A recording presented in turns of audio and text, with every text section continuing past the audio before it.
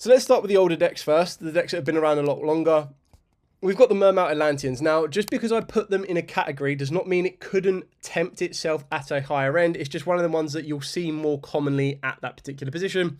So Mermaid Atlanteans, I still feel they have the capacity to win regionals.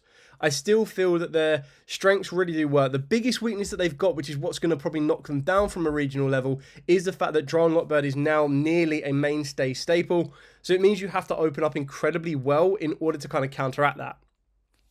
I think someone mentioned this the other day, is that you want to look at decks that don't have an instant silver bullet. And what we mean by that is, technically Malice, if it gets Lanciered, it pretty much ends their turn, and in theory could obviously end that duel because of the fast paces of the way that decks are now. The same can be said for Mermaid Atlanteans, is that if they get hit with a Drown Lockbird, and when people are considering main decking it, if not already main decking it, because it is a very good card to deal with Mitsurugis, it can be something that could really, really hold it back. Now, I'm not saying it doesn't have the capacity to win a regional. I just feel in this current format, when you actually stop to look at it, if you have the option of different decks, you may not go directly for Mermaid, or if you do go directly for Mermaid, you have to be very, very cautious of Drown Lockbird, as that could be one of the cards that will really end your tournament early. Labyrinth. I actually think Labyrinth have a very, very good chance this season for the pure fact that I feel that Labyrinth is one that drifts in and out of places because it depends on what people are playing. What makes the Labyrinth so good is that they've got Song of the Dominators, which is the brand new trap card that will allow them to search out Dominus Purge. They don't really need to rely on many monsters in the graveyard, banishment, or hand if they play it correctly. And if they already set out their control, the Songs of the Dominators is actually going to be completely fine for them to utilize. It's one of the ones that doesn't really falter massively to Nibiru. It plays around Molchummies, it fluoruses, you name it. So what makes it really, really good is the fact that if main decks do start to go, cool, we're going to main deck free Drown Lockbird, we're going to main deck free Fluorus, we're going to main deck free Perulia, the best thing or the worst thing that could be hit against them is a Perulia. And they go, okay, cool, I'll give you like 1, maybe 2 draws if that. So straight away, an opponent nearly loses a quarter of their entire deck. A quarter of their entire deck becomes semi-useless because none of them are going to be effective against the Labyrinth strategy. On the flip side to that, it means that their siding pattern is going to be a heck of a lot easier if they do have direct outs already to a deck like Labyrinth. I feel that Labyrinth is one of the control style decks that if you don't respect it, don't have an idea of it, this is where it will kind of get a little bit more awkward, because if you have no idea about it, or you don't know where it is, or you completely disrespect it and don't even semi-prepare for it, you will lose against it. And that's really where it kind of comes down to. I'm actually going to save Blue Eyes for a little bit later on, because I think Blue Eyes technically speaks for itself in most of what it does. Let's talk about Fire Kings. Now, Fire Kings is a very, very interesting one because it is quite like Labyrinth. It's a very good meta call because it doesn't really worry too much about Meowis or Fluoros. But Perulia, on the other hand, can cause it a couple of issues because technically if it wants to go full combo, it can give you 3 draws. Garunix, Kirin, and Ponix. If it wants to be a little bit more defensive, it can kind of play around a different way.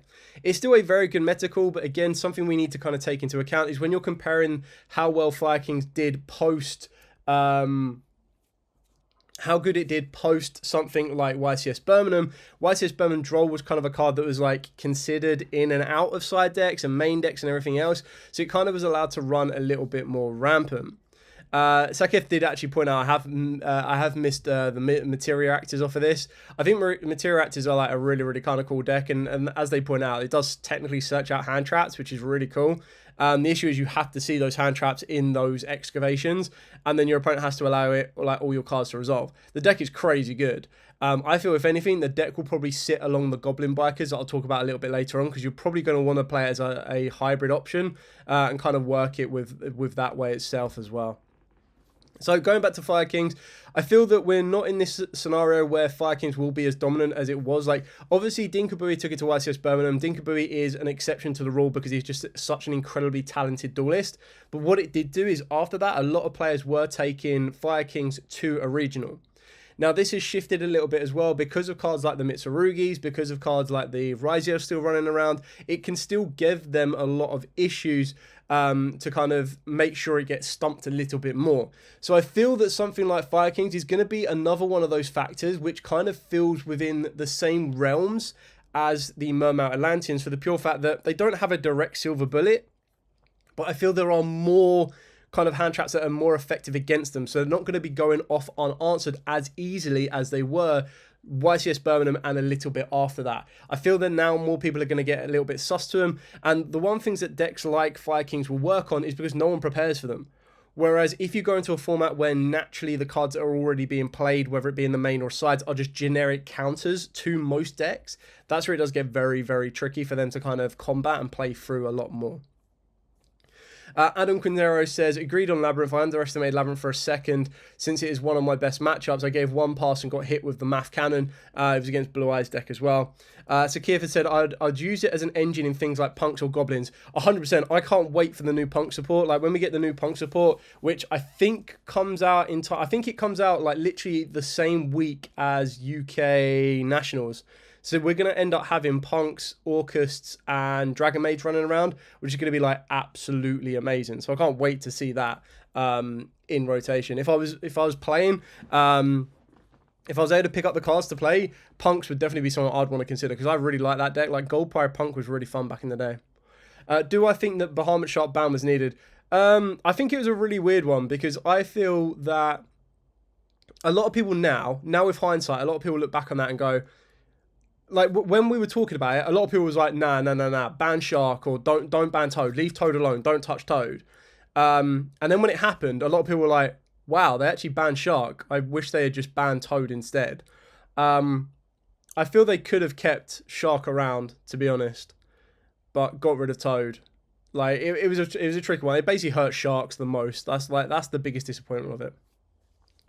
Moving on to the next one, Cristrons. Now, Cristrons, very rarely will it be played like pure right now. You can play it pure, I'm not saying you can't. But to get the most out of it, people are playing it with like Azaminas, Fiendsmiths, and Kashteras and everything else in between. It's one of them ones that, quite like the Fire Kings and Mermals, is the format is naturally playing Silver Bullets against them. They're naturally playing Droll, which can hurt them. They're naturally being played Lancers, which can hurt them. Naturally getting hit with Chaos Hunters. So they're going to be like casualties or like, kind of like the force. I'm trying to fit the right word. The words completely escaped me. Collateral damage. They're basically collateral damage of the Malice format. So if Malice weren't running around and we weren't really worrying about, like, we weren't naturally having to deal with Lancers and Drolls, like more so Lancers for the Malice and then Drolls for the Mitsurugis, then the Cristrons could do a lot more. But I feel because of that, I definitely feel that they're in this OTS championship kind of status. Like when you're trying to compare these four decks that we've got up here, what you can kind of see is already a common denominator is that the hand traps that are naturally being played hurt these three decks a heck of a lot more than this deck on consistency. So that's where it's kind of like, you need to take that into account. That's what I'm looking at it from. Branded. Now, Branded is one of them ones where I feel the most successful versions do get IDO locked down, and I feel that this one's really going to come down to the pilot.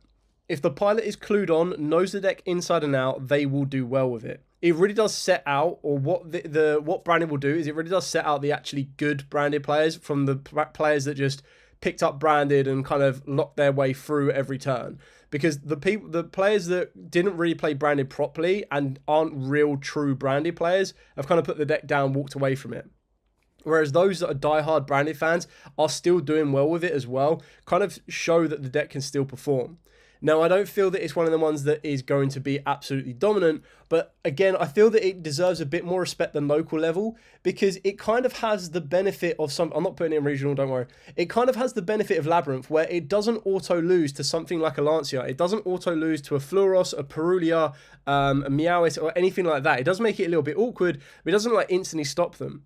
And normally, if everyone was still so focused on Branded Fusion being such a core centerpiece, then I would say, well, the Silver Bullet is Ash Blossom. But the fact of the matter is, the way that the good Branded players have adapted, it basically means that they don't rely on Branded Fusion that heavily. Branded Fusion is an additional bonus that they get if it resolves, and if it doesn't, they're still able to present their fields and present their kind of combos and everything else.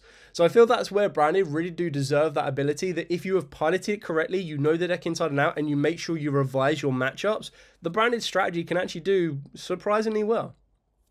Especially if you decide to play something like Super Poly, that can catch a lot of people off guard. Let's talk about Memento. So Memento was one of the previous YCS winners. I feel that one of this deck had, at the moment that it won, was it had a very, very good meta matchup against the Ryziel format. It still has a good, decent amount because the player that was using this also used the Goblins as well, which kind of allow them to deal with Ryziels. I believe they were in attendance at YCS Providence. They didn't do as well previously. Obviously, they didn't win it, but it's very rare that you get a YCS champion like do the back-to-back because the format changes and sometimes the luck changes. You can't always guarantee to have the exact same luck, the exact same matchups after event. So it's not taking anything away from them, but people start to get a little bit more clued on. Now that more of the mole chummies are being played into rotation, and I feel a lot more of the higher end players are learning what Mementos are doing. So you kind of had this kind of scenario where Mementos were drifted around a little bit. No one really respected them, no one really focused on them. So they were able to kind of cause people a lot more issues than naturally they would do if you were able to revise and know exactly where to stop them and slow them down. Once they get to the later stages in like the top 32s, top 64s and everything else like that, that's where the deck starts to face the same matchup. So if they're prepared for that particular matchup, the deck can do very, very well. So that's where, of course, the pilot comes into play on top of that. But the deck is just so versatile, very, very aggressive, very, very defensive. And I feel that we already know that if it's already won a YCS, it still has the capability to win a YCS again. And it's definitely at a regional level as well. Let's talk about Yubel. Yubel's kind of one of them ones that's kind of like a forgotten, I wouldn't even say champion, but like just a forgotten deck. Now, I feel that this one has the exact same qualifications as the rest of these. And what I mean by that is when you look at these, they still, like, Lancia can actually hurt them quite a bit, because if you Lancia them, it makes it very awkward. It means they can't use Grave Squirmer, it means they can't use Bestials if they do decide to play them.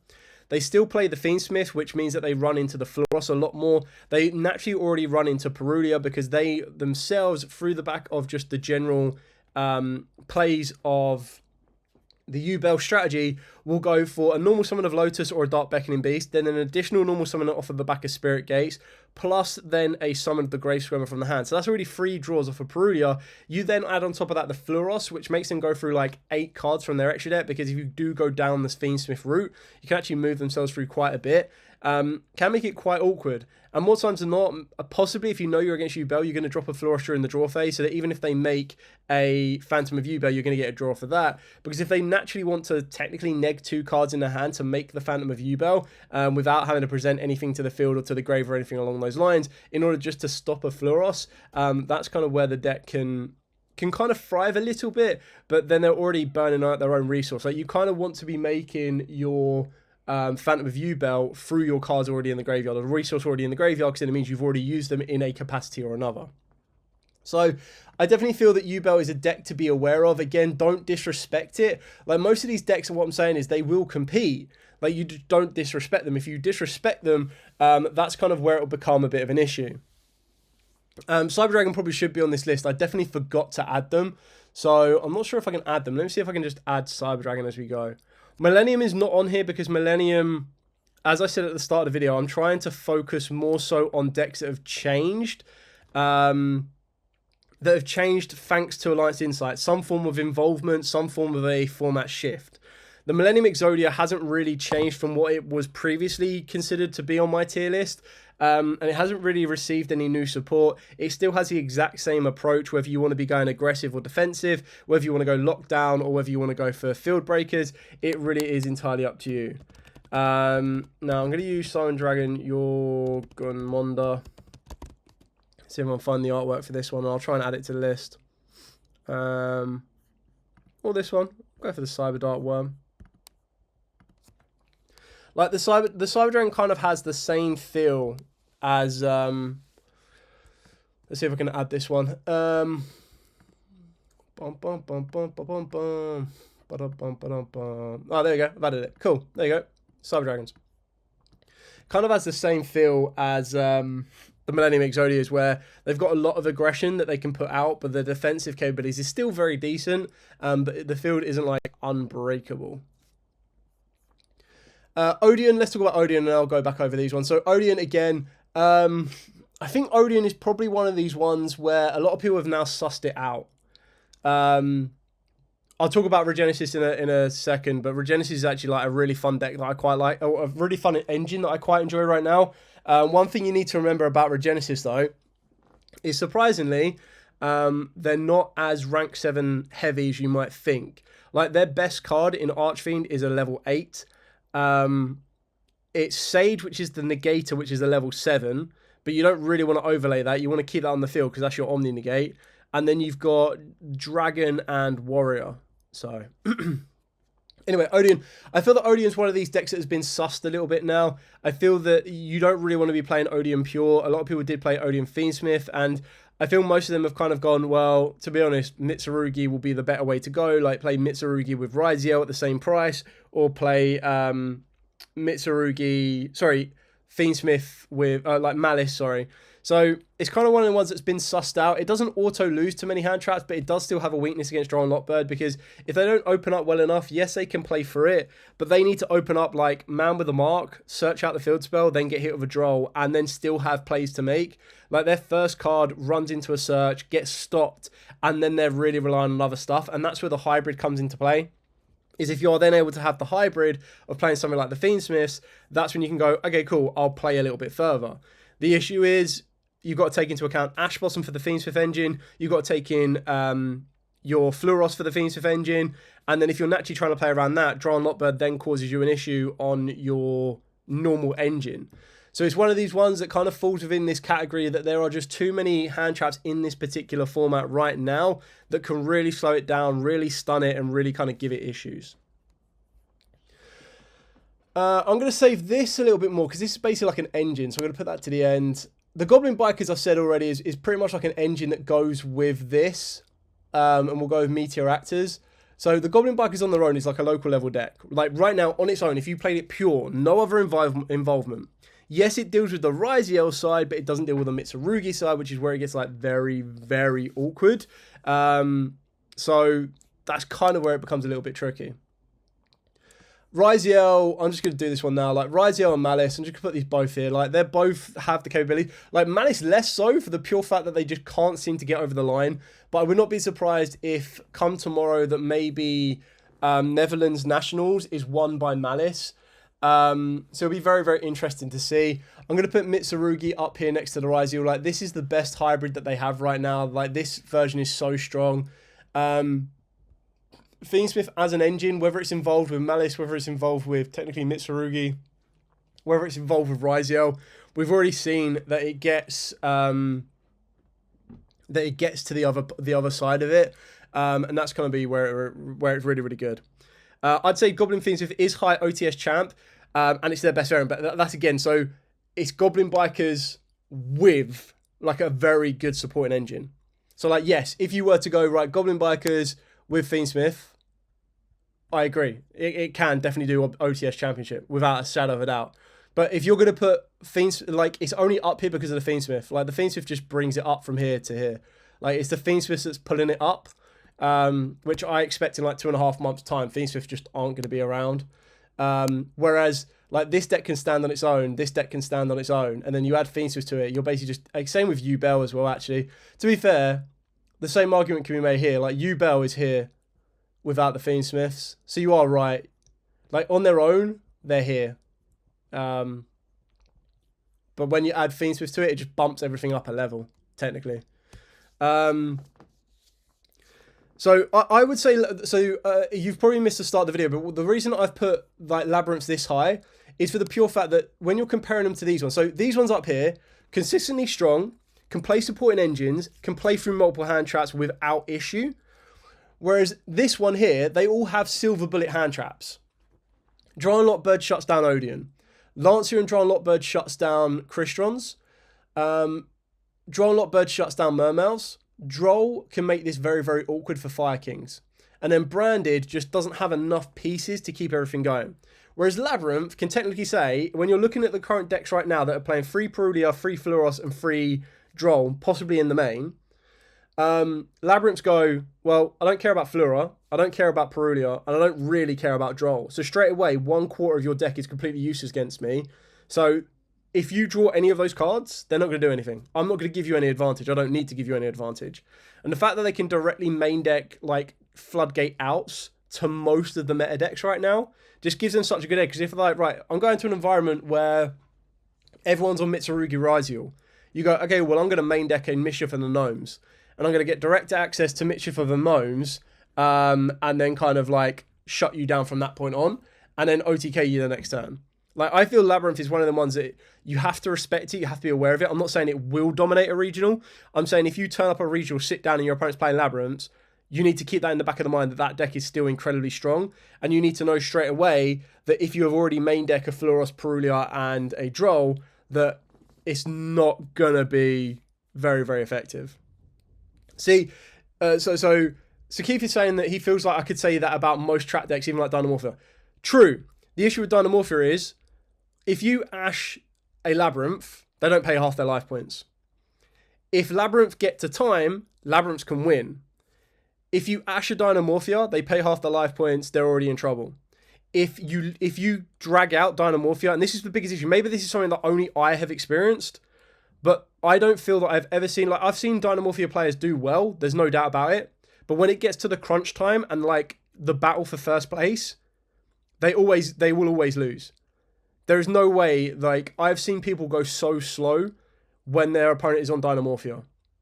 So incredibly slow. And then what they do is they use the excuse that they're, like, this is game 3, by the way, this is like game 3, and they're like, oh, sorry, I didn't know what that card does, can I read it? It's like, bro, it's Ash Blossom. You don't need to read Ash Blossom. And they're like, oh, sorry, I thought it was something else. Oh, what about that card? Can I read that card? And it really does slow the pace of the game down. So Dynamorphia, like in that example, is such a big weakness. And then when you want to try and compare like Odeon to Labyrinth as well, what the heck? Oh, amazing! Thank you, Ivan. I would love Infernoid to be the best deck. I would absolutely love it. Absolutely love to like get them back into the roots of it. But yeah, thank you so much, man. Appreciate that. Yeah, I mean, so when you're trying to compare this is the other comparison to against trap decks. So if you want to compare Odeon to Labyrinths, Odeon struggle against Droll. You Droll them, they struggle. Whereas I can't think of a direct hand trap that completely shuts down and slows down Labyrinth. That is currently being main decked or guaranteed to be side decked. So it is really, really kind of crazy. And then when you kind of compare Eldritch as well, oh, I haven't put Eldritch up here. Wow, that's the first deck that I did. I should really put Eldritch up here. I really like Eldritch, by the way. I think like some of the new cards that Eldritch got was absolutely amazing. I just feel that I wouldn't say they're past it. I just don't feel that they're as out and out aggressive as I would like them to be. Let me see if I can add this one. There we go. Boff. Like, I haven't seen Eldritch running around. I think I've seen them like once or twice on one of the YCS streams. So yeah, it's a bit of a weird one, Eldritch. I feel like if you stop like access to the Golden, like someone said to me the other day, don't play free Golden Lord, and I said like back in the day I would 100% agree with you, like not to play free Golden Lord, but right now when you've got Malice running around that want to ban, like will actively make Whitebinder to banish your stuff, you need to hold back your revival of a Golden Lord so much, and then they're obviously going to Ash Sanguine. The zombie lock you put yourself under could be quite awkward as well. You think Royal Decree could be side decked. It beats Malice Traps and they need them right now. The issue with Malice Traps right now is that not a lot of, like, there was this whole like, not conspiracy, but there was this whole conversation going on about Malice is not using TB11 and is it GWC? Like the only trap card they use and rely on is MTP. Purge, Dominus Impulse could be one that could be quite interesting to hit, but I feel that there are better options than that. Like you'd probably, rather than siding in Royal Decree to stop the trap cards, you're going to be siding in something like a Sanctum than anything else, like in that scenario. Spiro says, today was my first day piloting my pure Mitsurugi deck. What I love about it, and what other people notice too, is that Mitsurugi is like a more consistent version of Fire King. Yeah, I love what Mitsurugi can do. It's crazy. So Eldritch, I think Eldritch on its own could do quite well, but I don't know if it's anything better than these two here on their own. I could be wrong. I haven't played enough Eldritch to fully kind of like to justify that one. White Forest now. The White Forest one is funny because it goes with the Regenesis, and I'll talk about Regenesis a little bit later on in more depth, but this is just something I wanted to highlight because I think it's a really, really fun deck. I feel that it has the potential to actually take on an OTS championship because I almost guarantee people will not be prepared for this deck whatsoever. Now, if people start playing cards like Samsara or cards that just generally stop you from ritual summoning because of the Mitsurugis, then of course it's going to be a little more difficult and this deck's going to struggle a lot more and go down to here. If people aren't playing those type of cards, I feel like it's one of these decks that can really, really catch your opponents off guard and do crazy well. Blue Eyes White Dragon, I just feel like it's too fair. If I'm being honest with Blue Eyes, it's just too fair. The only thing that Blue Eyes is like unfair about is it doesn't have a direct silver bullet like these decks here. Like Droll does make it slightly awkward, but it doesn't stop their turn. And Ash Blossom can make it a little bit awkward, doesn't stop their turn. Imperm, little bit awkward, doesn't stop their turn. Like, there isn't a direct hand trap that people are main decking that really stops them outright. And the fact that they can just loop back bloody Drill Beam is what makes it so annoying. Like, players are considering playing 2 Drill Beam now, which is crazy. But Drill Beam is just so incredibly strong. And the worst thing about it is, this deck's going to get so much better when we get the new lot of Primite support in... whatever the next set is. I can't remember. It's like it's not Alliance something, but I can't remember what it is. But basically, when we get that new lot of support, it's going to be so good. But I feel Blue Eyes just has versatility. It has resource management. It's just actually a really nicely built deck. The issue is it's just fair. Like, there's no Floodgate-esque card to it. And if played correctly and piloted correctly, it just does incredibly well. But it's more fair than these decks up here. Like, yeah, of course, you could probably play a hybrid. And as much as I'd love to play like a Mitsurugi Blue Eyes, the Mitsurugi normal summons don't really bridge. Whereas, obviously, the bridge with Yugioh is that they can get into rank 4s quite easily. White Forest Azaminas. I really want to put them up here. I really do. But if I'm saying that other decks have silver bullets, then this deck certainly has a silver bullet. Like, Droll Notbird is a big issue for this deck because the amount of searching it wants to do and that it does do. Lancia, not that big of an issue. Going second, it can be quite aggressive and can pick a field apart. Going first, it can be very aggressive and set up a nearly impenetrable field. But like, it does have a couple of silver bullets against it, which is what makes it really, really kind of awkward. With Blue Eyes, it's really just Drill Beam. It's a Swiss Army knife. Have you seen the Yang Zing package? And if so, what you're forcing? I haven't seen the Yang Zing package. What are they using? And why would they use it? I don't... I'm trying to think what you would use as your Yang Zing package. Is it to get to Denlong? Is that what they would do?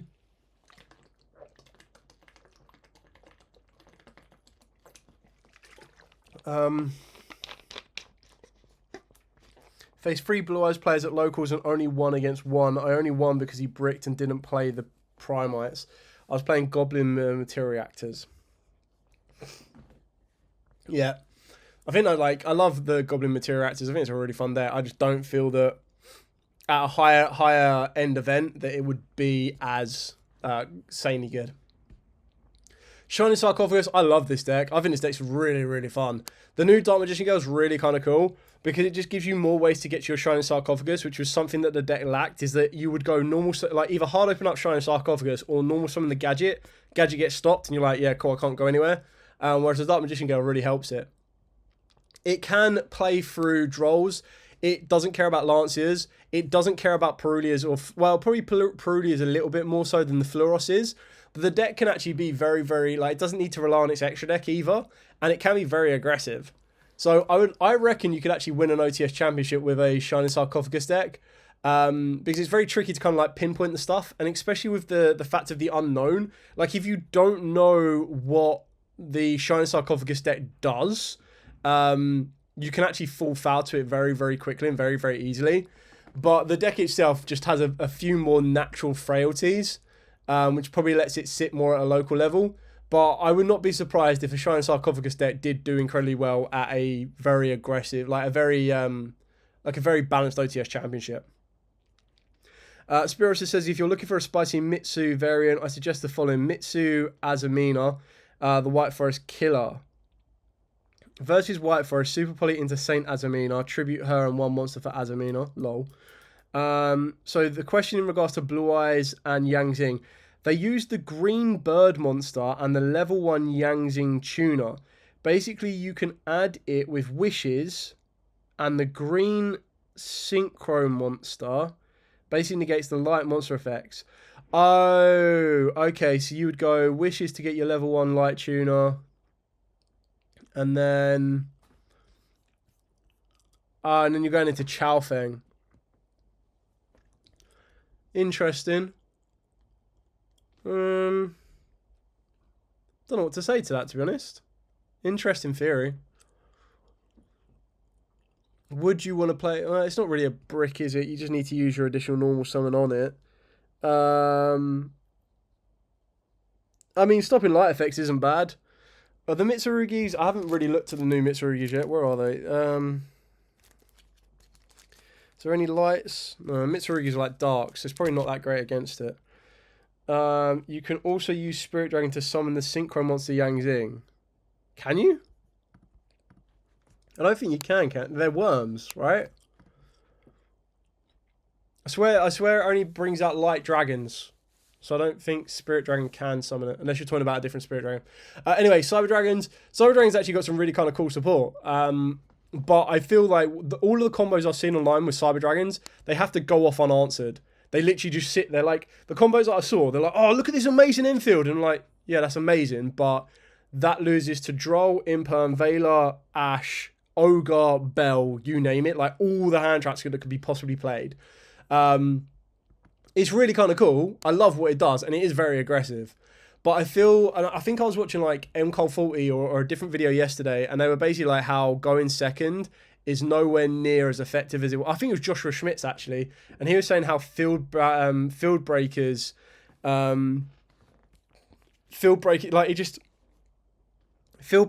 as effective now, because if you let your opponent like go off and build their strongest end field, it's very, very tricky, and you need to have the exact field breakers to help you break it. And then you have to also guarantee the OTK, because the decks built right now just have so much more follow-up. It's very, very tricky. And especially against a Mitsurugi variant, if you're trying to play field breakers, the first field breaker is always going to cost you double the amount, unless you're playing a negating field breaker like a Dart Ruler.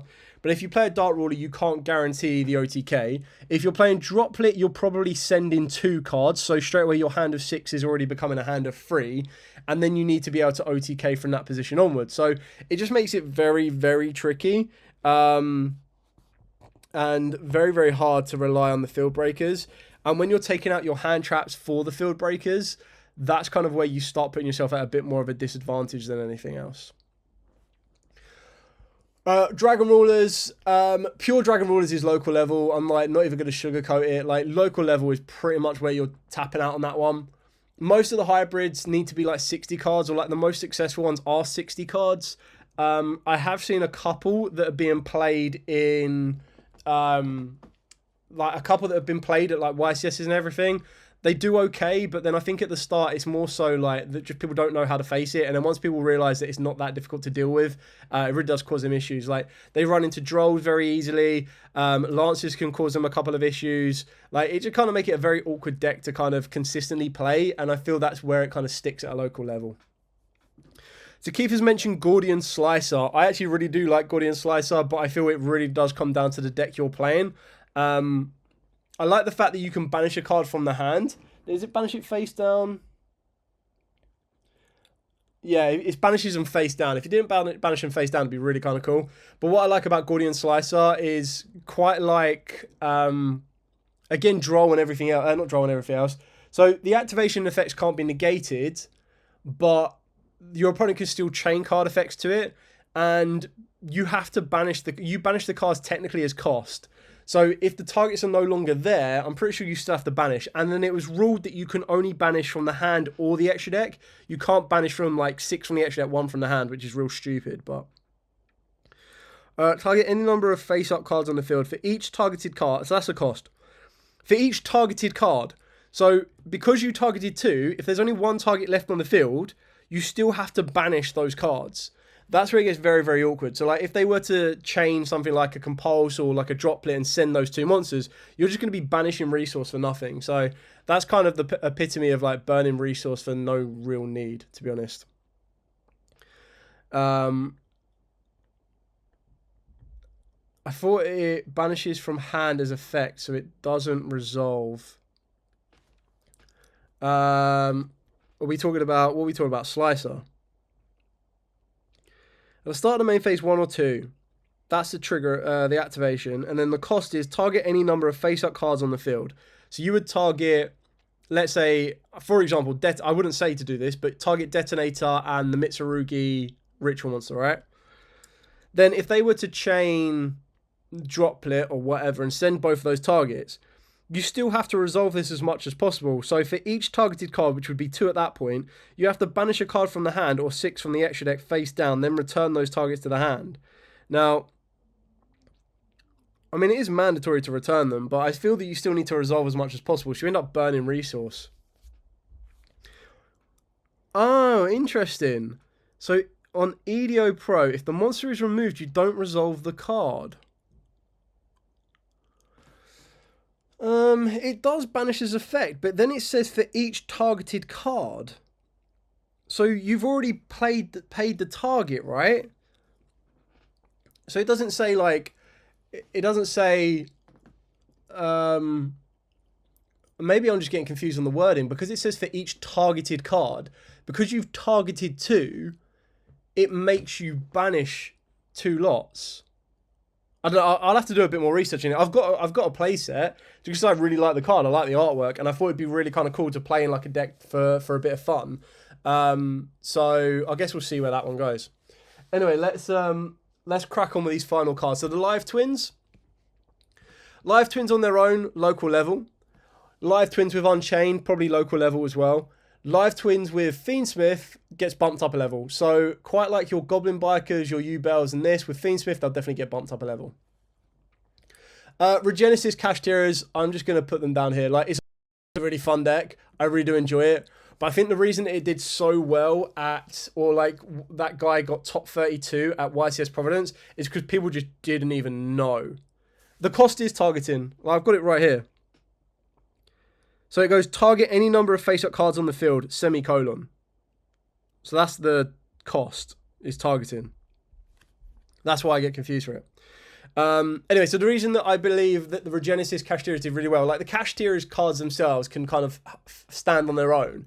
They get to look at your opponent's extra deck, they get to take away resources, they can obviously banish face down, which kind of makes it awkward because then it means that Malice cards aren't triggering to return. It means that cards can't really come back from banish face down as easily as being just banished in general.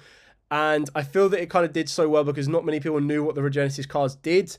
I feel the deck does falter to Droll and Lockbird very easily. There are ways you can kind of play around it and navigate around it. But if you actually watch the feature match that they were in, you saw that Droll put in a lot of work both in the games. And that can be really where the deck kind of stumbles a little bit more than usual. But it can also be something that kind of makes it a little bit more awkward to navigate. I think the deck's really, really fun. I like the Regenesis. I've picked them up relatively cheaply just to have a set. Because to play around with it, it can work with a deck that plays 2,500 attack monsters and defense monsters, which kind of gives you a bit more creativity for possibly a Blue Eyes deck, a Dark Magician deck. And I feel that it's one of the ones that technically you could play it as a splashable engine, could go into a lot of things. And I really do like the new Regenesis cards that we're going to be getting. And I just like how the Regenesis deck operates. So being kind of unbiased to it, I feel that local level is where it kind of sits. I do feel that it has the capability to compete, and if you take it to an environment for the first time and no one's ever seen the Regenesis and no one knows what they do, you'll definitely catch a lot of people off guard. But if you take it to an environment where a lot of people know what they do or start to read them and understand the deck a little bit more and go, oh, it wants to do a lot of searching, then it instantly has a weaker silver bullet against it than everything else. So that's it for the entire tier list video. I've tried to make this a little bit different. Maybe I've kind of gone off a bit of a stray on this one, but I wanted to kind of give it a bit more of a different breakdown, kind of an understanding as we move into this. I feel the format's going to change again in a month, because in a month's time, as I've already mentioned, we get the new Battles of Legend. We don't know what reprints are going to be in there. We do know that Dragon Maids are going to be in there. We know that Orcust and Punks are going to be in there. There might be some creative builds coming off the back of Punks. We know that Orcus obviously did incredibly well at OCG, so that's something where that will definitely be considered as well. And then the Dragon Mains have had a bit of kind of consideration as well when the OCG received them. We just don't know. The biggest kind of mystery that we have right now that we can't really rely on the OCG for is that we have Mitsurugis, which is a TCG exclusive, and the OCG don't have that. So even though in the OCG they have Malice, they never had to deal with Mitsurugis, so that's kind of where we have this bit of a difference between the two, and that could be where it gets a little bit more kind of awkward for them, or like a little bit more create your own, build your own, and go from there. So I'm going to wrap up the pre-record. I'll be on for like another 15 minutes if you do have any more final questions that you want to be asking me. I'm going to go back and say hi to everyone that said hi in the chat and kind of move it on from there. But for now, thank you so much for watching this pre-recorded segment. If you do want to join me on a live stream, I usually try to do it on a Saturday night. I will try and get better at giving a bit more notification on the day as to when I'm going to go live, because as I've mentioned, I try to make sure that Saturday will be the day that I go live unless I'm away somewhere. I just never really know the times, because sometimes I'll be like making dinner or be out and about, and sometimes it can be a little bit later, a little bit earlier. Anyway, thanks so much for watching. Don't forget to like, comment, subscribe, share. Till next time, as absolutely always, stay safe. And of course, happy dueling.